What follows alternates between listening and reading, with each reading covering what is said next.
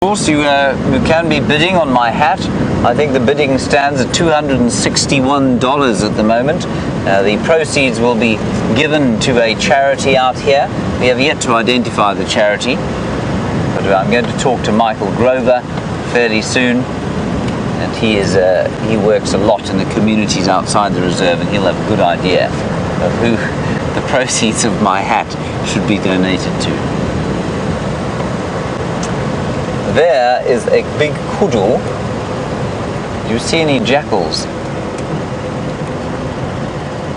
I don't see any jagalas, but we'll go down the southern end as well.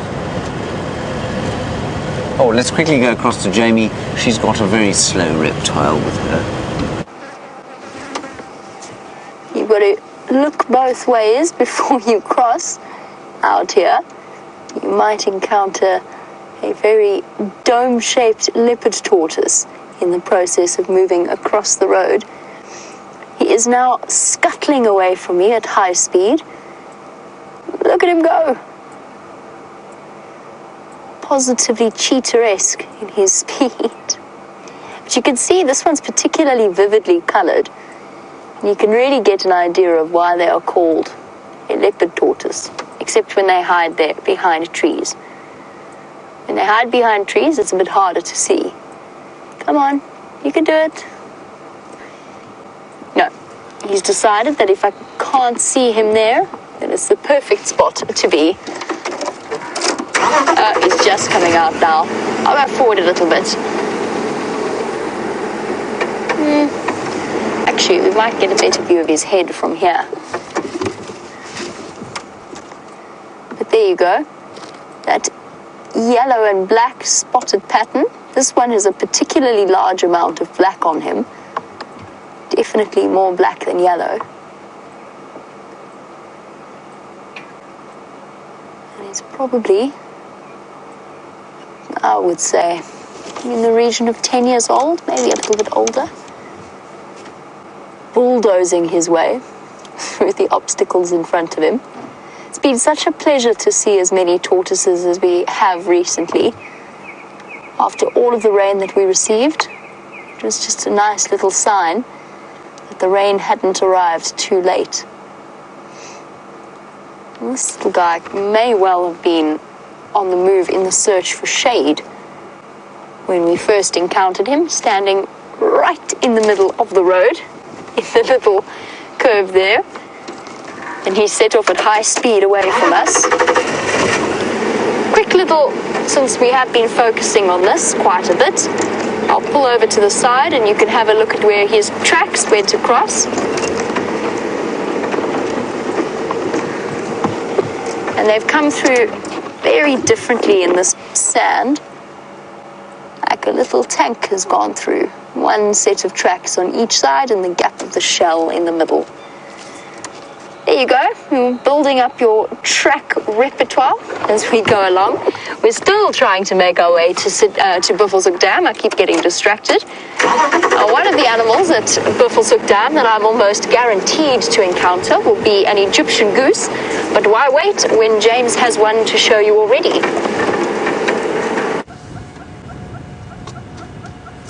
Why wait indeed when there are Egyptian geese walking away from you?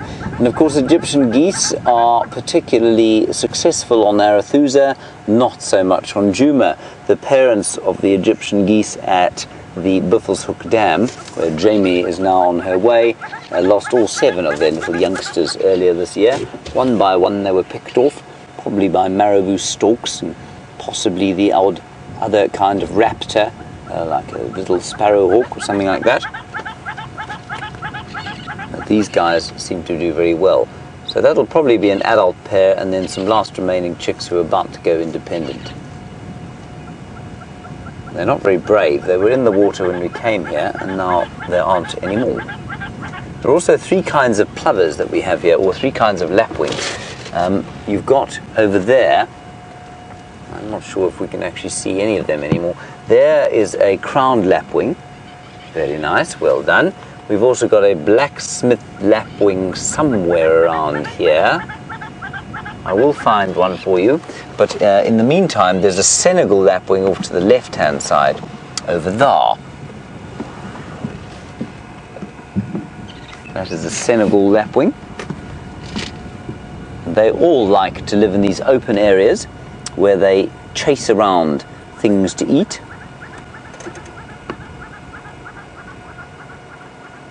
You can see they move slightly more daintily than the crowned lapwing. And interestingly, they don't have a back toe. So you were looking at the tracks of those francolins, which would be roughly the same size as the tracks of these lapwings. But with a francolin, of course, they do have a rear toe because they do fly quite a lot and they don't hunt too much while they're running. But these chaps run after their prey, and that's why they don't have a back toe. So let's go back to another back-toed francolin with Jamie.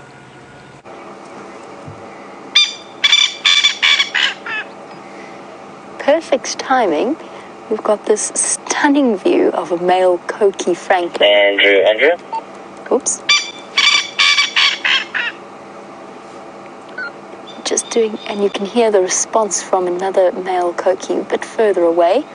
Such a wonderful opportunity to watch the bird calling. Seeing a bird doing the call is the best way to learn bird calls.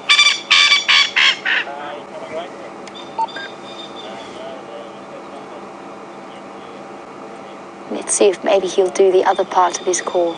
Oh, he's going to call again.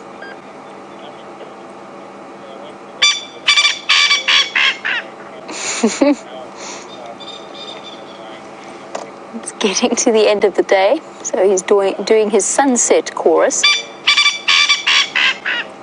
letting all the males know that this is his place, and letting all the ladies know that he is here.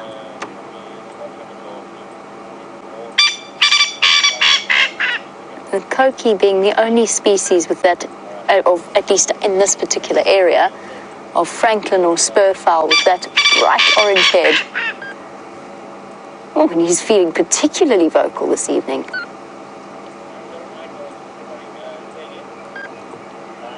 Looking really lovely in the afternoon light against the green.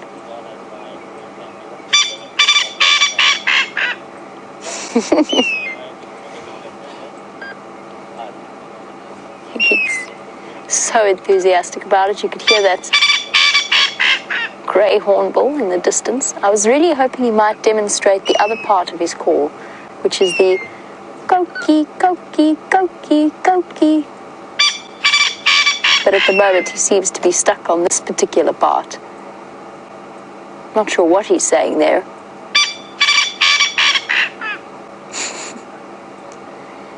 And you'll find that forever after, even if we're sitting in a lion sighting with lions sleeping next to us and you hear this sound, you will forever associate it with this call, or with this bird.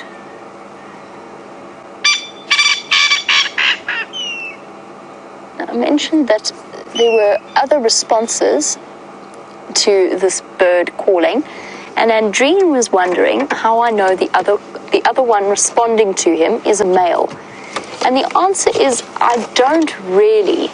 Both the males and the females do call, and they do make that particular call, Andreen. So it's a valid point. I'm guessing it they are, just because the males tend to make these particularly loud calls in coqui francolins more frequently than the females.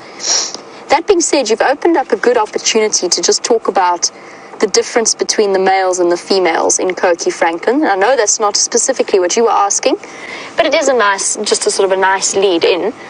If we were to see the female, you can actually really clearly see the difference. There's the male with his orange head. They describe it in this book as buff. I think I would describe that pretty much as orange. And the female completely different with the broad white eye stripes, that prominent spur. And just because we were talking about the Natal spur fowl and the fact that I was trying to have a look at the spur on the back of his legs. Right, let's go over to James, who has found another little creature for you to look at.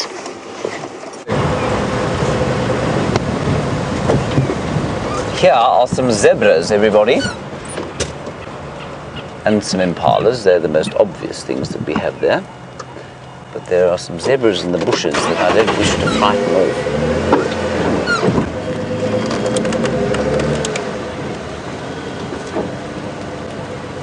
There.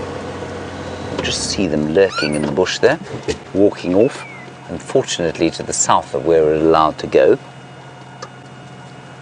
Obviously.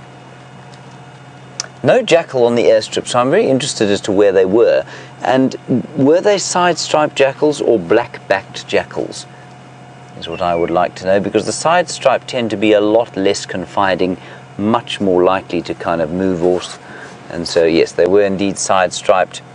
And so I'm not that surprised that they're not there anymore. If they'd been black-backed, much more territorial and much more likely to occupy a clearing for a lengthy period.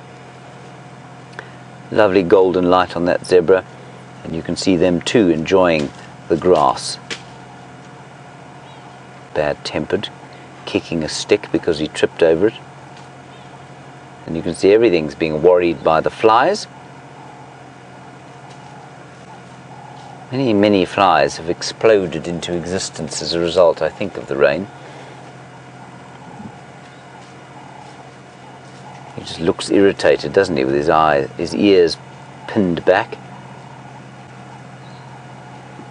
And again, you can see how that colour, that black and white colour, although obvious when they're in the foreground, it really does break up the outline of the animal really nicely. And I think that's precisely why they have stripes. There you can just see that little black and white stripe, the impala looking at us through the bush there.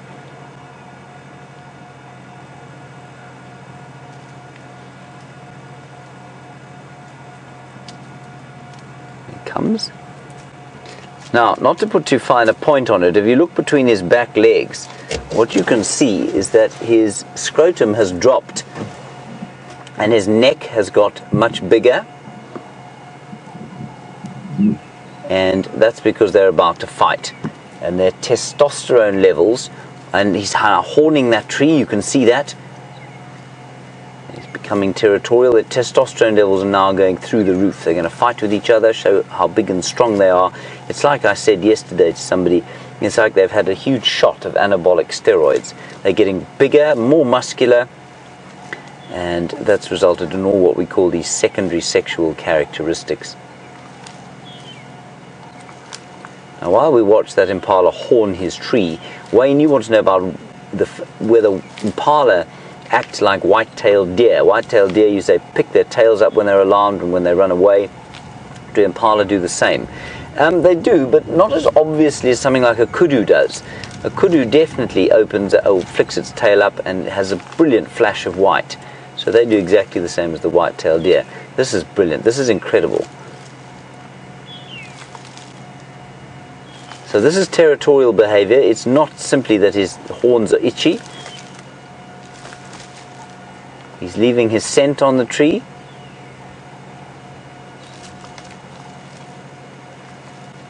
And also probably trying to demonstrate to the other males around the place that he's a tough guy. Does he look tough to you, Brian? Very tough. Very tough. He's showing that tree who's boss. He's showing that tree who's boss. That silver cluster leaf is being owned. The other male is very sensibly stocking up on resources for the real serious business end of the rut, which is the beginning of May. He's not worrying about horning trees at the beginning of April.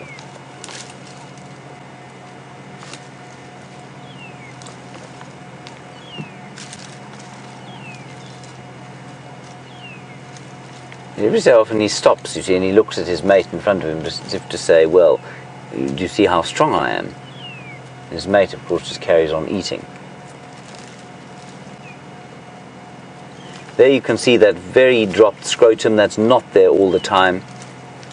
It's only because the testosterone levels are so high now.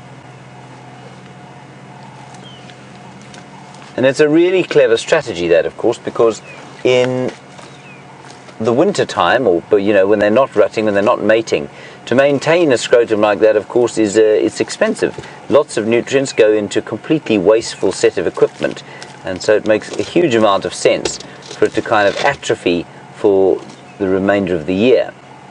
And in animals where either the estrous cycle is hidden from the males, so males and females, males never know when a female is receptive or not, human beings being a prime example of that, that obviously can't be the case. But in seasonal breeders like impala, it can be.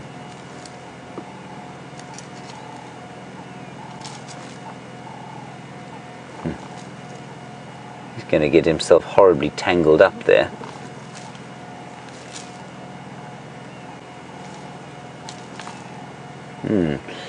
Very interesting question from Sharon. Brilliant question, in fact. Protein. Now, protein, you say it's an important macronutrient. Indeed it is. And how, you say, do the herbivores get sufficient protein? Sharon, with difficulty. And one of the main ways they do it, of course, is to select for grasses that are high in protein. So I picked a few grasses today and describing them as either poor or good grazing grasses, and that's often got to do with the amount of protein that they have. Browsers tend to have a slightly easier time of it because although their food tends to have a lot more in the way of toxins, they tend to be slightly more protein rich. But the main way, Sharon, is through the digestion systems that they have. So a ruminant re-chews his food. Look how thick that impala's neck is. And that's purely a secondary sexual characteristic. So the ruminants which regurgitate their food, re-chew it and then swallow it and digest it through those complex arrangement of 4 stomachs, that is how they extract the protein that they need from the food. It's also why they eat so much more mass-wise than do, say, the carnivores. Very good question. But protein absolutely is the limiting macronutrient for a herbivore. And if you look at something like a lion or a leopard, obviously they don't eat carbohydrates at all. It's entirely their energy requirements are produced from the expensive process of either digesting protein and processing it into energy, or from fat. And that's a much more efficient way of creating energy, but it's also why the carnivores do so much more sleeping than the herbivores do. That's a wonderful question. Thank you.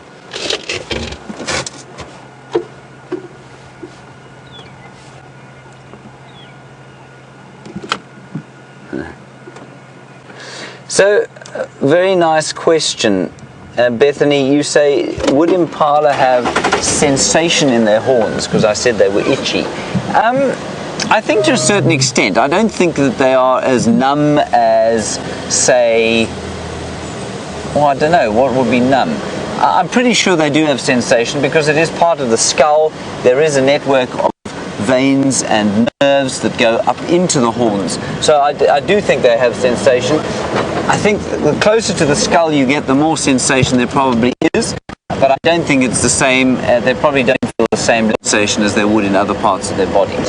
But definitely, I think they do feel it. You often see buffalo scratching their horns, often just on trees, sometimes with their feet. And so I think they itch tremendously. I wonder if something like a rhino feels it. A rhino doesn't have any kind of nerve endings. You know, that's not part of the skull. I don't think it has any blood vessels in the horn. So you'll probably find that a rhino's horn is almost without sensation. Of course, if you look at something like the beak on a bird, which in many respects is like a horn because it is part of the skull, so it's got bone in it, and then it's got keratin over the top, which is very similar to what a horn is. A beak is very sensitive on a bird, otherwise it wouldn't be able to so accurately pick up things and accurately preen its feathers with the beak that it has. So I see no reason why the horns shouldn't have a similar level of feeling in them. But they are, of course, used for fighting. You don't want to be too sensitive if you're fighting, otherwise you run away and don't sort of seek out the conflict that is required if you want to mate. The sun is about to disappear over the western horizon. Brian, will you show us the sun? Oh, you're losing it as we're going through this drainage line. I'll go up the other side and then show it to you. Now, my plan now is to head basically towards where those two mating leopards were earlier today, see if they haven't popped across the boundary, and maybe we can spend the last bit of drive with them. That would be very special indeed. Oh, there's the last bit of the sun. We are quite low down over here.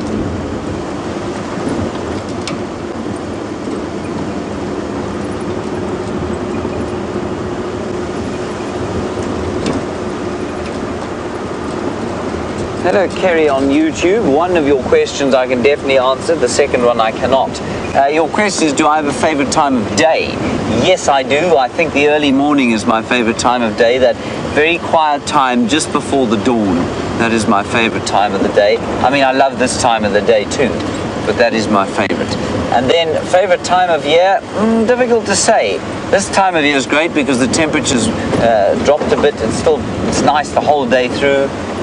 It's not too cold at night, and I think probably this time and then the springtime as well, sort of October, November into December would be my favorite times of the year out here. But if you're ever visiting, there's no bad time of year to visit. It's always nice. All right, let's think across to Jamie. She's got some dwarf mongoose for you. All is quiet at Buffelshoek Dam, apart from one or two odd buffalo. But most exciting is this family of dwarf mongoose. Oh, somebody was having a good nibble there on the right. And they really are never cease to amaze me at how fascinating they truly are. Scuttle, scuttle, scuttle. Going back towards the rest of the group that are hiding at the base of this leadwood tree in those holes there. Oh, I can't see any more of them. That's where most of them were when I came around the corner. There goes one into the tunnel. Oh, there's some heads popping out at the back there as well. And dwarf mongoose, of course, experts at utilizing old termite mound entrances and vents that they then turn into a suitable home. What is this one on the left doing? Sniffing for something. Could well be smelling the anal pastes of the rest of the group. Very interested in that particular branch. Yep, there we go. Now anal pasting on top of that scent mark. Now the other one's going to do the same thing. When last did you see a mongoose anal paste like that? Up on its back, right up on its back legs. Oh, there we go again. Very acrobatic. Now, is the second one going to do the same thing? That's a good question. Or is it something demonstrated by the more high-ranking members of the group? Are you going to... Nope, you're not going to do the same handstand combined with the quick anal paste motion. Are the others? Because they're all sniffing there as well. I wonder if they've only just moved into this particular burrow, or moved back into this particular burrow, and are now finding good places to scent mark. Yes, I'm talking about you.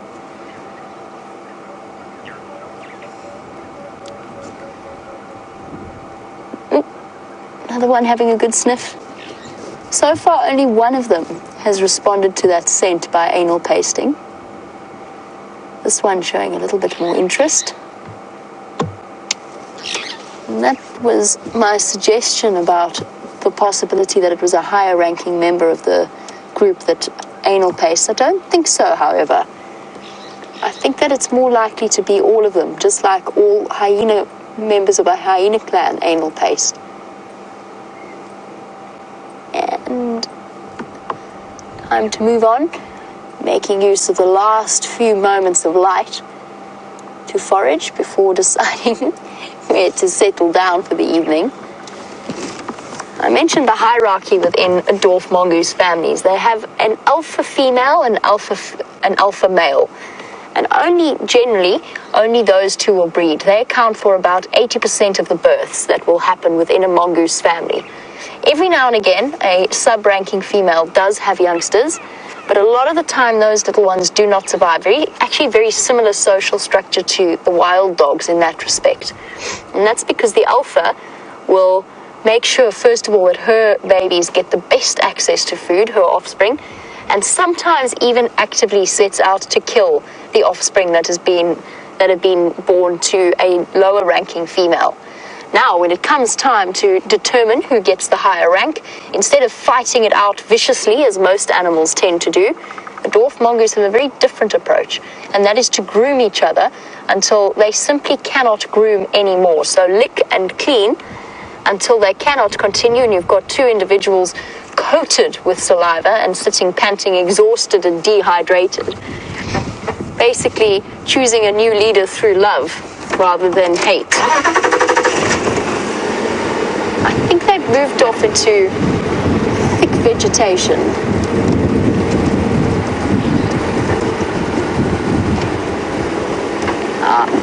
That was the first time, and this is going to sound really strange, I was almost tempted to go and sniff that branch that was marked, but I don't think I'm going to. Just to get an idea of the different smells and learn about the different smells in this area and what each different smell means. But that is the first time I've ever managed to capture a dwarf mongoose scent marking on a branch. And Deborah was saying that this is the first time that she's ever seen this. Deborah, of course, being our self-proclaimed armchair traveler and one of our very regular viewers. She was wondering if perhaps, whether or not all mongoose species do it, or if it's just the dwarf mongoose, because she said that she's never seen them do that before. And the answer is all mongoose are capable of anal pasting like that. Some might be less inclined to do it than others. Some don't necessarily live in set burrows in the same way that little families or businesses of dwarf mongoose do. So, for example, the yellow mongoose spends a lot of its time above ground, much bigger, much stockier mongoose, not one that we see here. I wonder what startled those, Franklin. I'm not investigating just because I think that they were busy having an argument with each other. So, Deborah, all mongoose are capable of doing it. Genets are capable. Honey badgers are capable of doing it, and civets are as well. It's one of the reasons why we speak about the evolutionary connection between, often we speak about the relationship between hyenas and the cat family. They also have a physical similarity to members of the mongoose and the badger family, and that is that anal gland. You might have found that mongoose was also urinating at the same time on that branch. I'm not entirely sure that it was just anal pasting, but I'm fairly certain that it was. And the reason I say that was just the way that it had positioned its tail above the anal gland. So they all have them, and they all will anal paste, but they might be for different areas. Some might mark out territorial boundaries, whilst others are marking the burrows themselves as a message to others. I just found it very interesting that only one of them in that particular situation did it. Obviously others had come before and anal pasted there. You could see by the interest that they were all showing in it. But it was interesting that it was just the one. I'm slowly making my way back to the area where those alarm calls were coming from, just in case those Inyala were not, just in case those mongoose were not actually crying leopard and that there was something there. Now, just on the subject with our dwarf mongoose, just on the subject of the relationship of the animals, of the different animal species with each other, George was wondering whether or not dwarf mongoose are in any way, or mongoose are in any way related to otters. And I can very much see what you mean in terms of body shape. That was probably a little bit too much to ask. I was going to try and get that puffback shrike on camera, but it dashed off very quickly. So George, you were wondering otters and mongoose. I can see the similarities that you mean. However, they are if they are related, it is via a very distant ancestor. They are a completely separate branch. I'm trying to think which family the otters fall under and whether or not it's connected to, for example, the honey badger or the mustelids family, but not as far as I know. I think they are completely separate in their classification, but I'll double check that for you, George. I'll just have a check and see. I've got books on the evolutionary relationship between the different animal species. Now that is an animal that we would get exceptionally excited if we ever saw here. Of course, not really a possibility. We're not around a river system, but they do occur in the Sabi Sands and they do occur in the Kruger Park. We get the Cape clawless otter. They are fascinating little creatures. I went to go back to visit, while I was on leave, I went to go back to visit a very close friend of mine who happens to be mommy number 2 to our dog. I went to go, this is just very pretty, I thought I'd stop for the view since we are here. I went to go back to visit her, and it was a reserve where an otter had been rehomed from a place known as Free Me in Johannesburg, which is a rescue organization. And this otter had been brought to the reserve and released into one of the river systems. But because it has been hand reared, it actually turned quite terrifying. And eventually they had to, when I went there, I conducted a walk for some of the guests, and I was told emphatically that I was not to walk anywhere near this otter, and that if I saw it coming, I was to turn around and escape as quickly as possible. At that point, they were more frightened of the otter than they were of the lions on the reserve moving through the area. It just goes to show. Otter's still fine, perfectly happy, living completely on its own.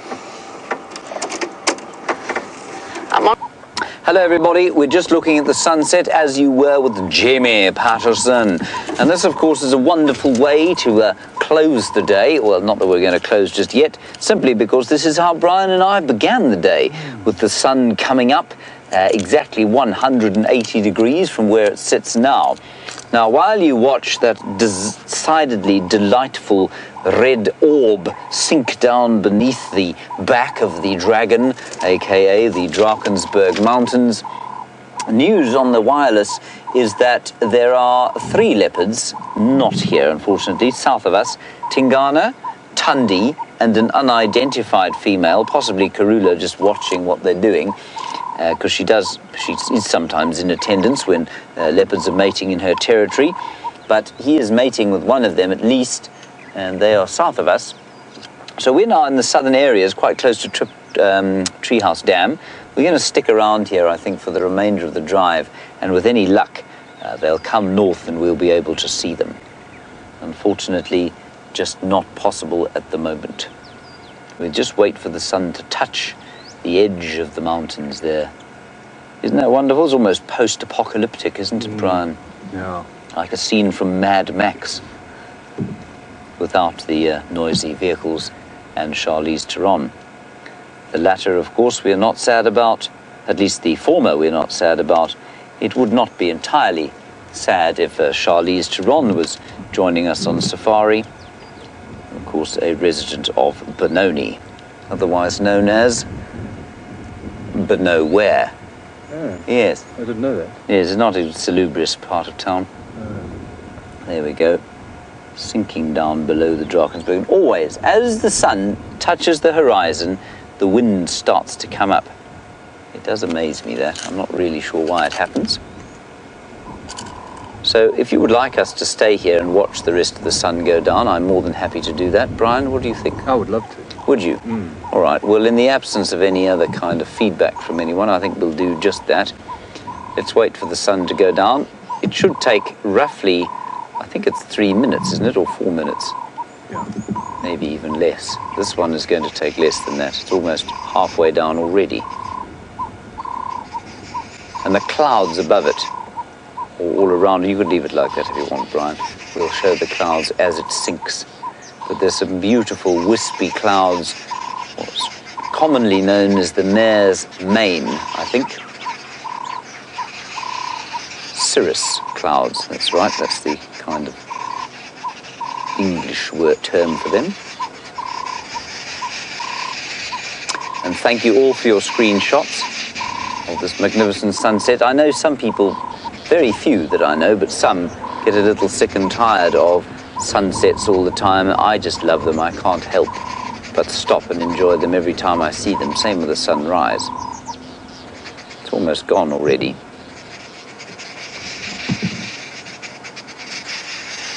And now you'll have a look at these magnificent cirrus clouds up in the blue sky.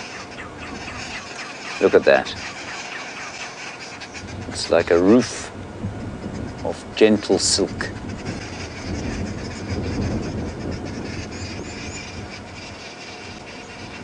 Obviously quite indicative of a very strong wind up there.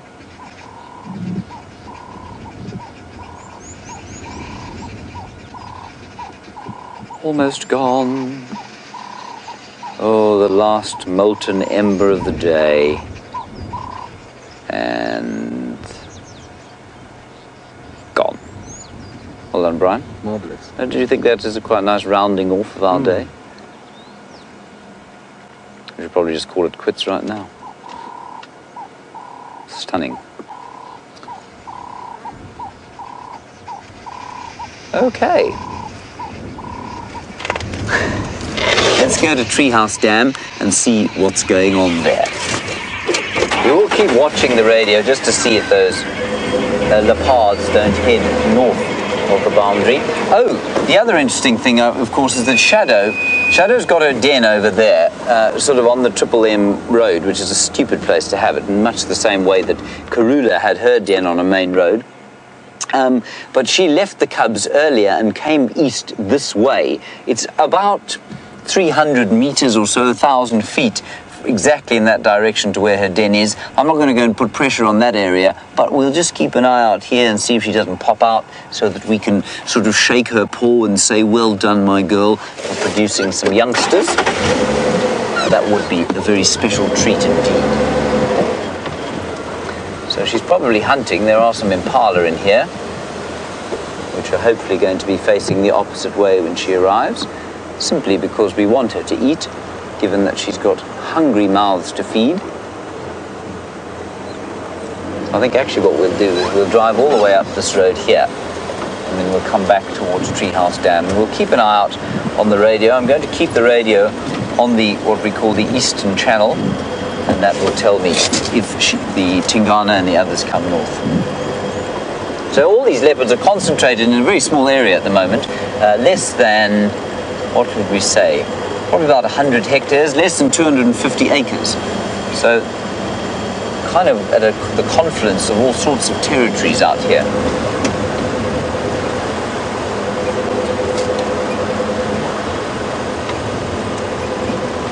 Stations, please keep us posted if any of those animals come north. I'm going to stay on this channel.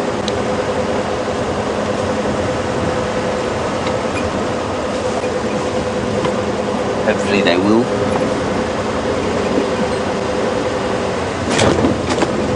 Nothing has come down this road since I came down it at about 11 o'clock today. And my pleasure, everybody, for the sunset. Of course, it wasn't so much me as it was the universe. Oh no. Oh dear. This is terrible news. This is a terrible, terrible tragedy, everybody.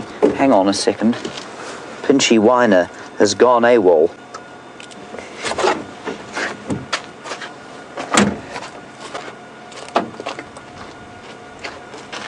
I can't believe this. The buffalo has sat in the mud here and destroyed the crab's home. Now this is where the only crab we've ever seen on Djuma lived. And Mark Weiner found it a long time ago, and I think for many years it survived here. And just before Scott left, we said, well, you've got to name the crab. And he named it Pinchy for its pincers, and then it gave it the surname Weiner after Mark, which I thought was very appropriate. So Pinchy Weiner used to live in a little hole here. I'm just going to see if I can uncover where it was. But this is really sad. He made it through such tough times. He made it through the drought, and he lived in a little hole right where my hands are now. And it's gone. Oh, this is dreadful. I feel genuinely bereft. It's maybe it was in here. No, I don't know. What about that other hole there? Which one? There by your left foot. My left foot. Here. Yeah. No, this is a buffalo track. Oh no. No, it was in there. That's where it was. Well, the interesting thing about Pinchy Wyner, of course, is that he had a potential lifespan of more than 10 years. How long he'd been in this puddle, I don't know. Maybe he's moved off to somewhere else. I hope he has. It would be very sad if Pinchy Wyner had come to and has met his end by now. I love that name. I think it is just too wonderful. Yes. Whenever I drive past here, of course, I now remember Scott and Mark.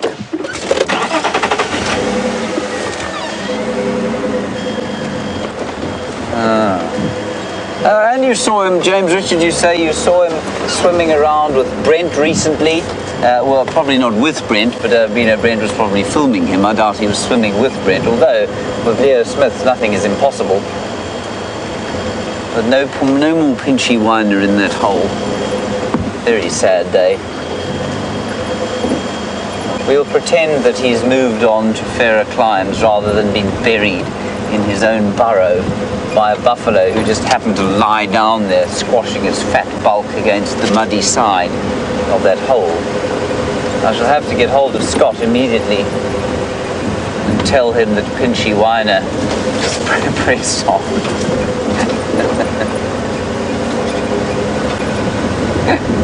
I don't know if Mark knows the crab was named after him. But certainly Mark is a phenomenal naturalist and managed to find him in that hole. Freshwater crab, many different species, but they are particularly long-lived. That's why they're particularly interesting, I think.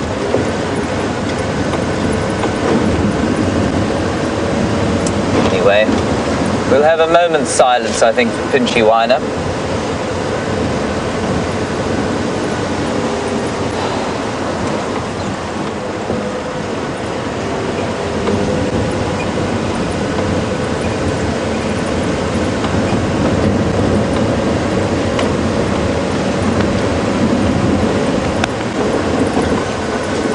Patricia, you say you don't think you've ever seen me as upset as this.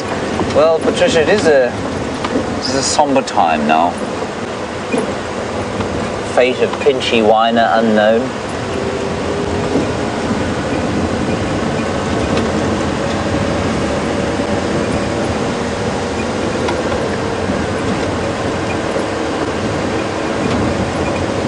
Well, Diane, a very good question. I hope that he will, or maybe he has.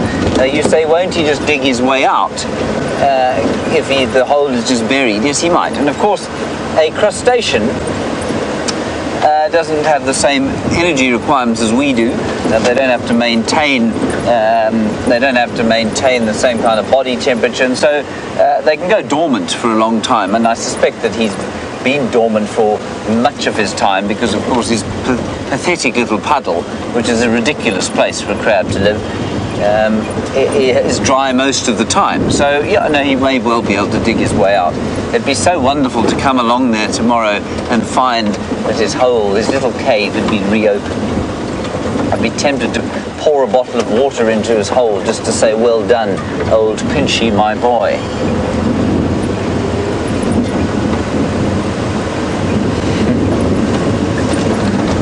Good old Pinchy. I'm still listening to the radio, but I don't hear anything happening. I'll get an update for now, and while I do that, let's head across to Jamie and get an update from her. I've got really, really good news for you all, which is one of the reasons why I don't think I've ever done a Ferrari safari for this, but I'm doing one now, and that is to get to the active hyena den that has been found, drum roll, exactly where we left them. Exactly in the same place, exactly in the same den. They are right right back there. They have not moved.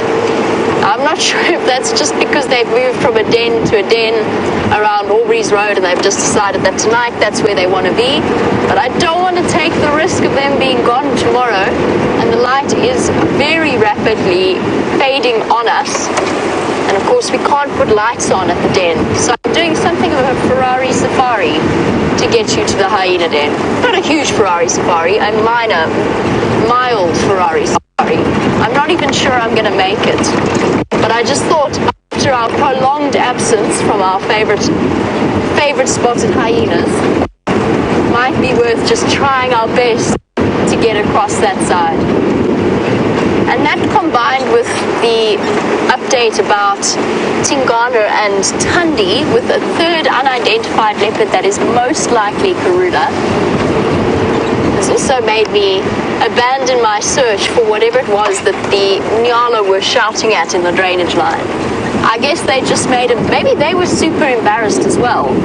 Maybe they thought it was a leopard, but it was actually a bushbuck, and now they're sitting behind a bush going, well, that was embarrassing. Hopefully, because they definitely led me to my hopes up and then dashed dreams and disappointment. But I'm thoroughly comforted in the knowledge that our hyenas have not abandoned us yet. I was starting to wonder where on earth we would start searching for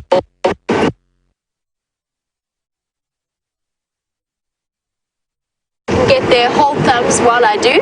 James is having something of an elephant-themed day. So some nice elephants we have here, actually. There is one. There was a little one just in the bush there showing his face to us. He was wonderful. He's run off. I think this is the little herd of the 2/3 trunk female. Yeah, this is the two slightly older ones. There she is with her missing trunk. Oh no, it's not. It's a different herd entirely. That's very nice. Just look at the colour there of that grey with the green. And look at the blowing wind just as the sun's gone down, and those clouds in the sky there are indicative of a front coming in, so maybe there is a front coming in. Ooh, there's an elephant breaking something up ahead. Let's go a bit forward.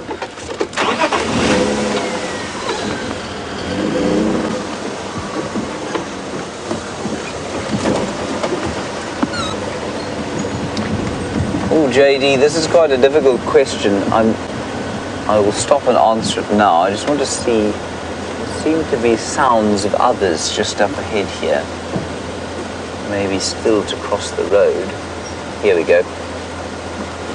JD, you want to know about whether elephants will leave or abandon sick or deformed animals. The short answer is no. The long answer is sometimes. This is a young bull who's trying to keep up with the herd. And I'll explain that to you now, JD. Elephants will, for as long as possible, keep up with, allow young animals or sick animals to keep up with them. And when that becomes impossible, they may then abandon them.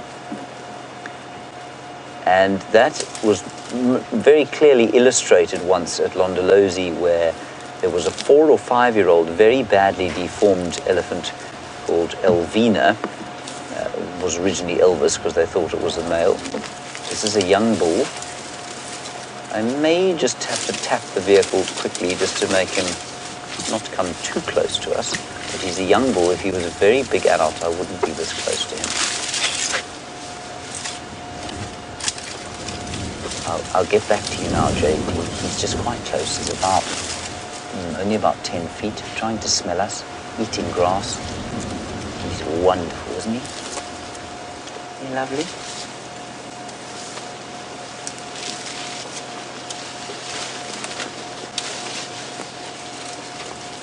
He's coming very close now. I may start the engine just now, everybody.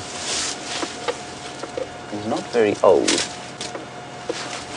That's why I'm prepared to sit this close to him. He's only about 3 feet from us now. There we go. He's probably about 18 or 19, maybe 20. He's not angry with us at all. You can see there how close he is. So we're just going to sit here quietly. If you can't hear me, I'm sorry. I am speaking quietly simply because he is so close.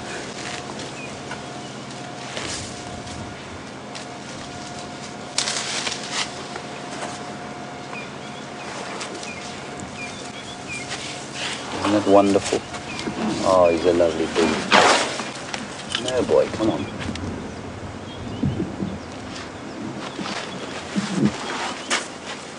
There we go.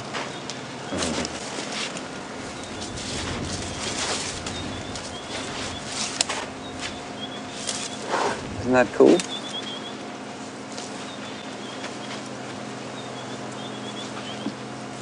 That's such fun.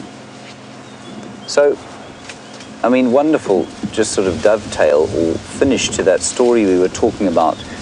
We were talking about the Safari Live story that we told about the hole-in-the-air elephant that Brent very nicely concluded for us and put out a few days ago, and how that elephant got a lot closer. Well, I mean, this one was standing, what, Brian, 2 feet from us at one stage? And did you feel any sense of threat? Nope. He's just not putting out that vibe. He's putting out a vibe of, oh, I'm just going to have a quick look at what you're doing. And he's not old. He's not a big adult male bull. Well, of course he's a male bull, but he's not a big adult like that other hole-in-the-air bull. And so I didn't feel at any stage like he was A, going to touch us, or B, that there was any threat. I must confess, I felt no threat from him at all. And elephants are very good at, if they are feeling uncomfortable, they're very good at showing you that, and they're very good at transferring some kind of, I don't know, some people would call it an energy, other people would say that was nonsense. But you definitely get a vibe from them. And as Brian said, just no sense of threat from that elephant whatsoever. He was 2 feet from us.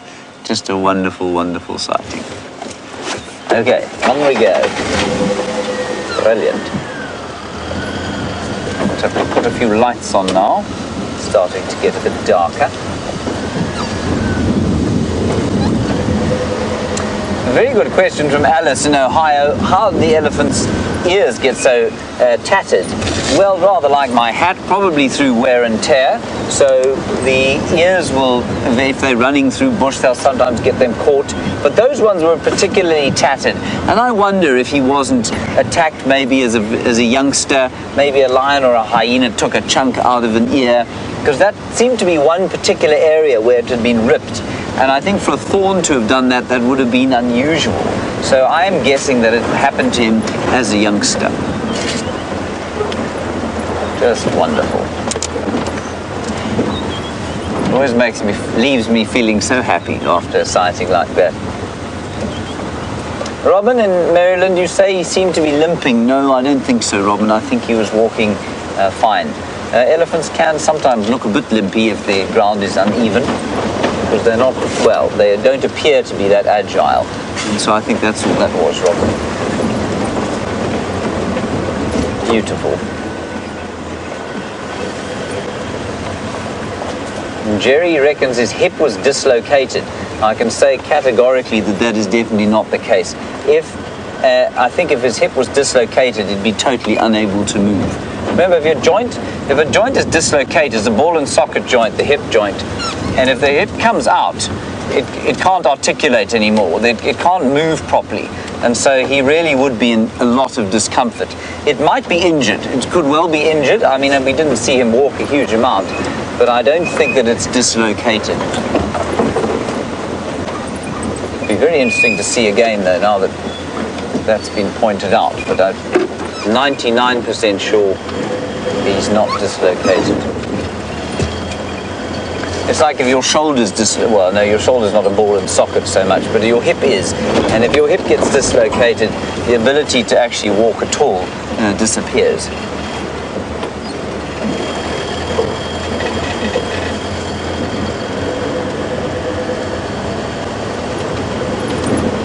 So let's head down now towards Treehouse Dam and the southern, in fact, let's go straight on to the southern boundary and see if there isn't any action coming across this way. Treehouse Dam has been, I don't know, decidedly short on action, I find, despite the fact that it's now got water. And it's amazing how they've turned, all the dams here have turned from fairly unattractive dust bowls, which is what they look like when they don't have water in them, to lovely little focal points of the game drive where we go from waterhole to waterhole to see what's going on there.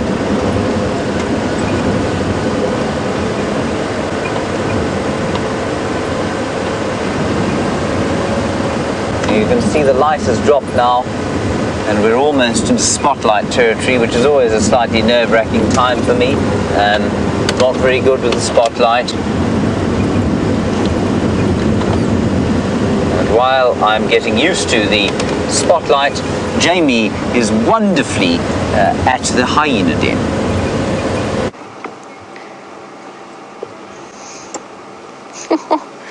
I'm quite bitterly disappointed after all of that. It was active earlier. There was a report from one of the other guides to say that the hyena cubs were out and about. And I raced here in the hope that we would get here before it got too dark. But there's nobody home. That's terribly disappointing. There's lots and lots of fresh tracks though, and I could see where the vehicle tracks came in, so we're in the right place. We just missed out. Maybe the hyenas, maybe the adults have been off elsewhere over the last few days, occupied elsewhere, and they've only been returning back briefly to feed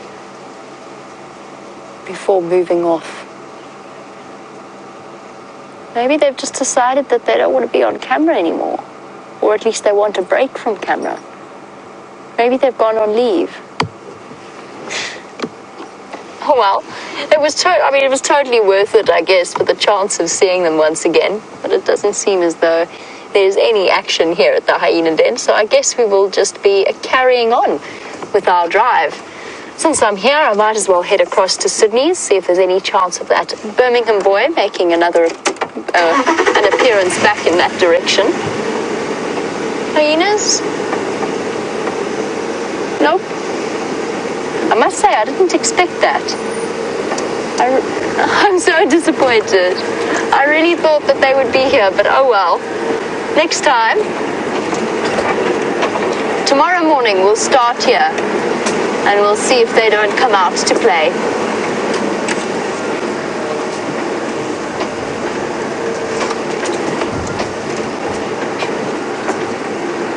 Just dodging the stump that I smacked in my haste to get here. Nope, there's not a sound. There's not a hyena anywhere.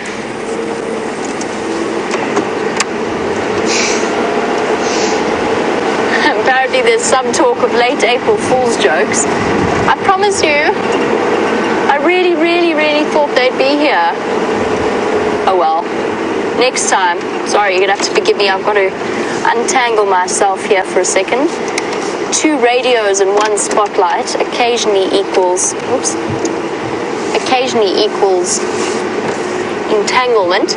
And Liam, whenever you can, please, if you could do my headlights as well, that would be fantastic. Well, let's check along the Buffelshoek boundary then, see if we don't spot any of the adults returning to the den site.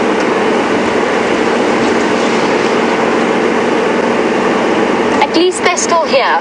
At least they haven't moved across to Buffelshoek. So the property to the north of where we are now, and to the north of our traverse area. That at least is of small comfort to us. Actually enormous comfort to us. I was quite devastated by the idea that they might have moved on to Buffelshoek and that we wouldn't be seeing them for another few weeks before they decided to come back. It is amazing how attached we have been, or at least I have become, to the different characters of the hyena den.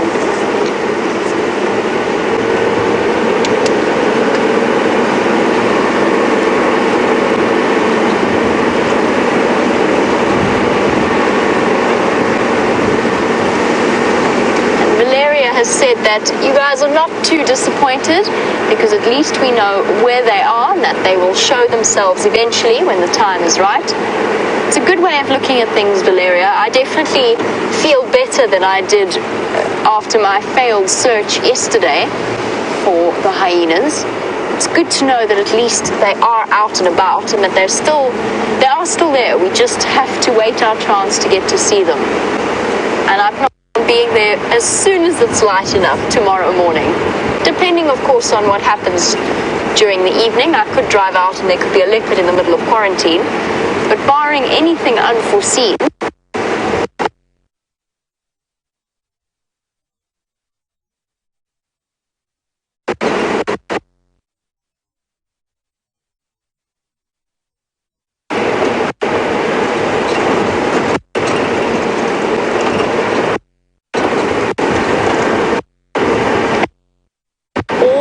towards the dam, just in case we do lose some signal there. But often along sandy patches, but that has to offer. It's one of my favorite times to be out. It is such an exciting. The sky is just breathtaking. The colors are stunning.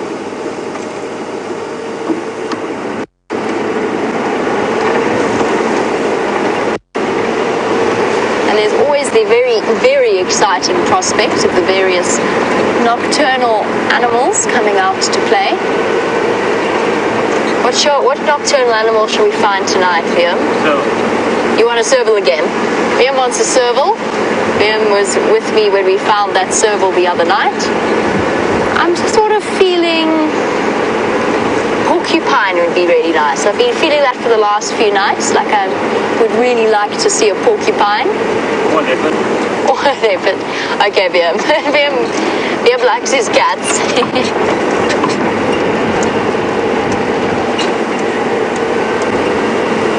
We get hedgehogs here. Very, very unlikely, Bev. They don't really extend all the way up into the Sabi Sands. Now, correct me if I'm wrong, Bev, but you do occasionally find hedgehogs in the wild around Natal. I have heard that before. I personally have never ever seen a wild hedgehog.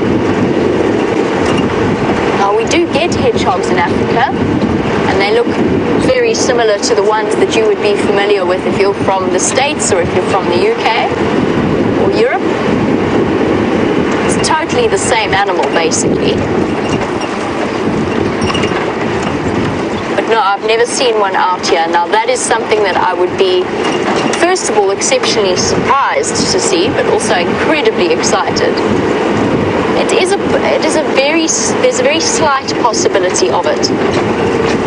I must actually ask some of the other guides who have spent a longer time in this particular part of the Lowveld. I was in a slightly different environment for the last few years, so this is my first time living and working in the Sabi Sands.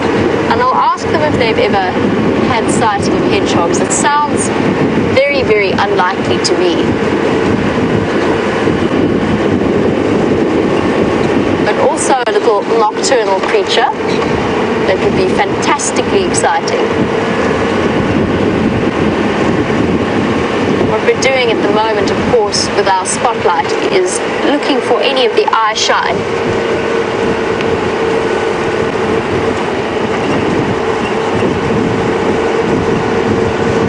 Okay. Thank you to Raisa, who is answering my original question that came from one of our viewers. I think it was George, about the relationship between otters and honey badgers. And I mentioned the honey badger family Mustelidae, and I said I thought that they might be related, but quite distantly. And I was completely wrong. Raisa's corrected me. Thank you. They are actually all of them, the otters and the honey badgers, are in the family Mustelidae. Now, what's interesting about that is I didn't realize, well, I don't know much, I have to confess, I don't know all that much about otters. And I don't know whether or not they have the anal glands that honey badgers do, or if they are capable of secreting from them. That's interesting. That's a really interesting point. So thank you, Raisa. I learned something new today. It was ringing in the back of my mind somewhere. Oh!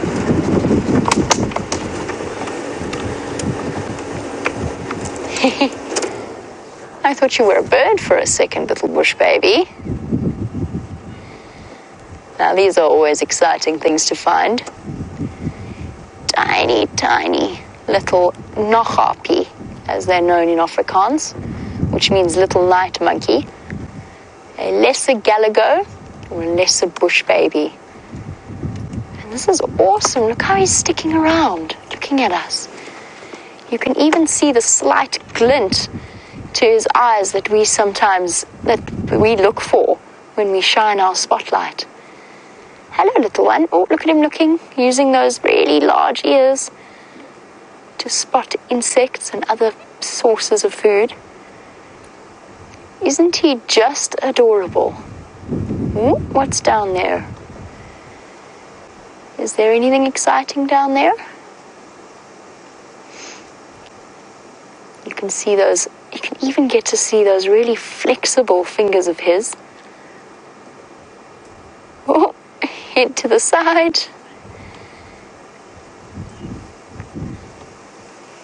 He almost looks slightly out of it, but he's not. He's moving his ears and his head to pinpoint the direction of sounds. Here we go. Adjusting the posture or the angle of his head to listen. And that, of course, is why we have holes or ear holes on each side of our head. And believe it or not, it's slightly different heights. He's hilarious to watch. It's his way of determining the direction of sound. What's there, little one? Look at that long, long tail, more than the length of his body, to act as the perfect balancing instrument.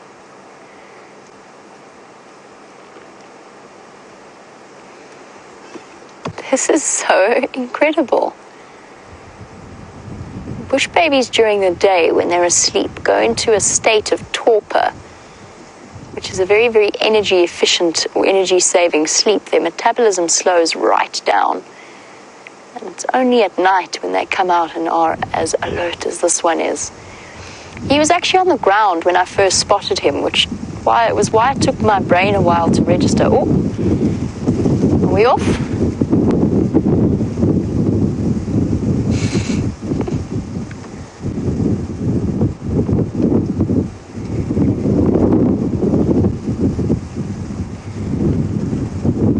Too cute. This has got to be one of the best bush baby sightings I've had. Daisy's Place has said this is her best bush baby sighting ever. We had a viewer called Amy. Oh, where did you go? I've been right down frame. There he is. Where's he gone? I might have to move forward a little bit. It's just a different angle from my perspective and from VM's perspective. We had a viewer, Amy, who really wanted to see a bush baby. And I struggled for about 3 or 4 days to get her one. Can you see him from there, VM? A little bit. Little bit.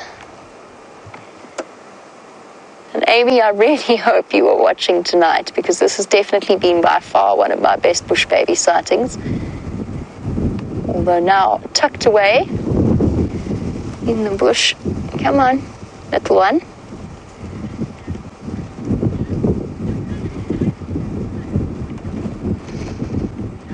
Now, This little one is on high alert, not just because it wants to find food, but also because of the number of threats that could be out here at night.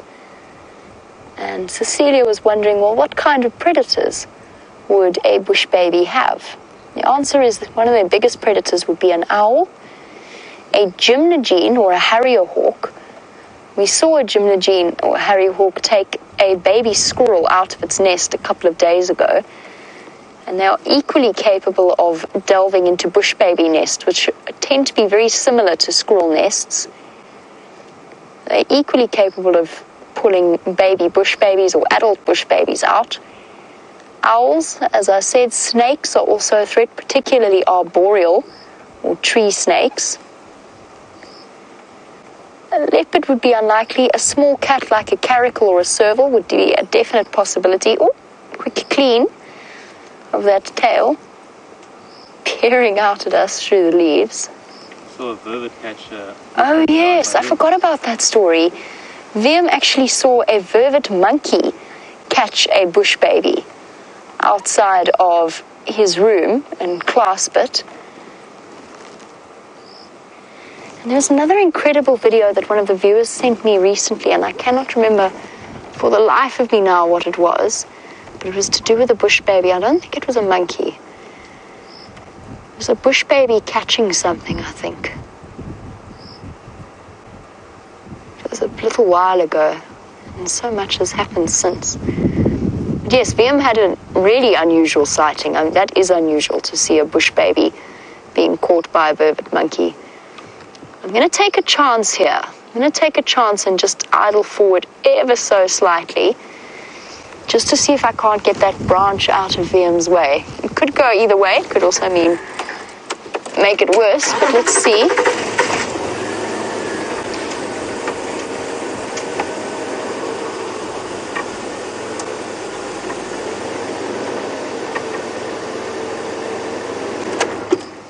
Okay, well, now we've got a leaf.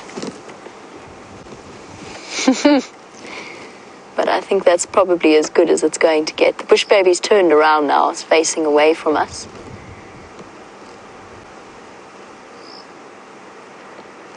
To give you a sense of scale, because I know it's very difficult to see it, he's still doing that very slow head movement. To give you a sense of scale as to how big this little thing is, its body size is probably about the size of a medium-sized rat. Going mobile after Puza. Which is not the most flattering comparison, although I quite like rats, but that's roughly how big it is. But with the tail's much longer than that of your average-sized rat. Another good clean.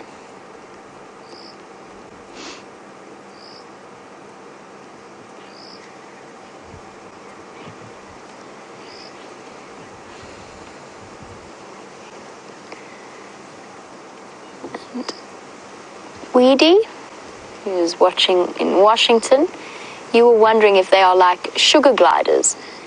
And in a way, yes, they are quite similar. A very similar shape and structure, although obviously without the gliding potential. But they occupy a very similar ecological niche in different places. The bush baby here, obviously, and the sugar glider elsewhere. They do occupy that tiny little arboreal primate type niche where they will feed off or have quite flexible diets. What is this little thing doing?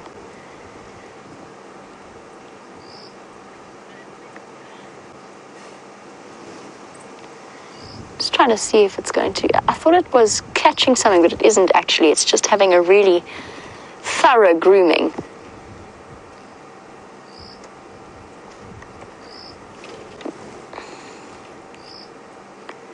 See how unconcerned it is with us. For any new viewers or newer viewers, this is a very, very unusual sighting. Usually when we have bush babies sitting still, it is right around the entrance to their nesting holes. Other than that, we get the briefest glimpse of them before they dash away.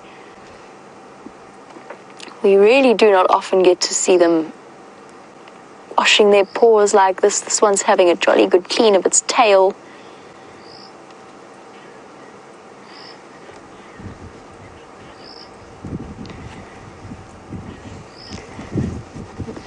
Alice was wondering, just on the subject of the story that Viam told us with the vervet monkey that caught the bush baby. Alice wanted to know if the vervet monkey killed the bush baby. And Viam, if I remember correctly, you said no, it didn't. Yeah, when they saw me, they dropped it and ran. Ah, there we go. Viam saved the life of the hapless bush baby, even if it was slightly unintentional, but nevertheless, he is the hero of the bush baby world. And the monkeys, when they saw him, dropped the bush baby and moved off. And the bush baby was able to make an escape. Did it look sort of paralyzed with fright afterwards, or did it jump away immediately? No, it motored. And motored away. I suppose I would too. Ooh, very itchy nose.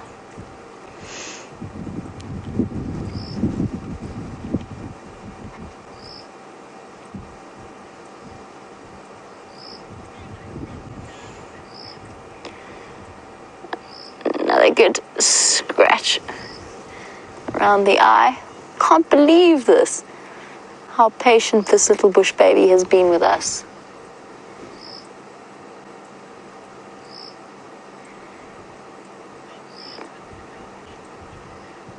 And I hear you all are taking amazing screenshots of our special little bush baby. It's been so kind to allow us to spend time with it. Been incredibly entertaining to watch. This has definitely got to be one of the longest bush baby sightings of my entire life, actually. And just fascinating to watch the curiosity with which it's viewing the world around it.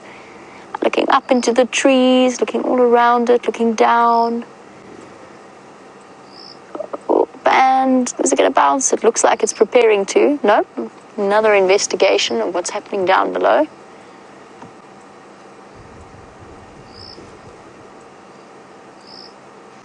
And you can almost see, every time it turns its head and looks this way, the red-like reflection to the eyes. And that is unique to bush babies out here. To me, none of the other mammals give off that red reflection. What is it doing? Looked like it was going to move and then changed its mind.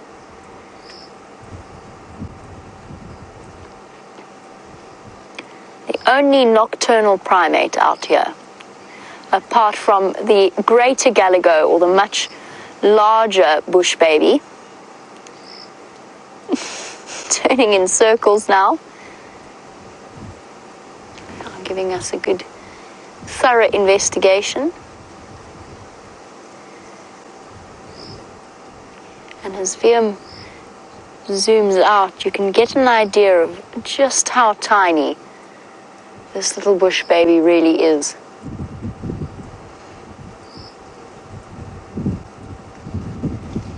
Like it's disappeared. That was absolutely awesome. I really enjoyed that. Well, as always, thank you for joining us on the Sunset Safari. Thank you, Viam, for your fantastic camera work. As always, we are so lucky to have the talented cameramen that we do. Thank you, Kirsty and Jerry in Final Control. Most importantly, thank you to all of you, the viewers, for your questions and your comments and those little bits of those times where you actually send me through the solutions that I'm looking for as well. I really appreciate that. Hope you had a wonderful time, and we will catch up with you tomorrow morning. Fingers crossed with the hyenas on the Sunrise Safari. Cheers, everyone.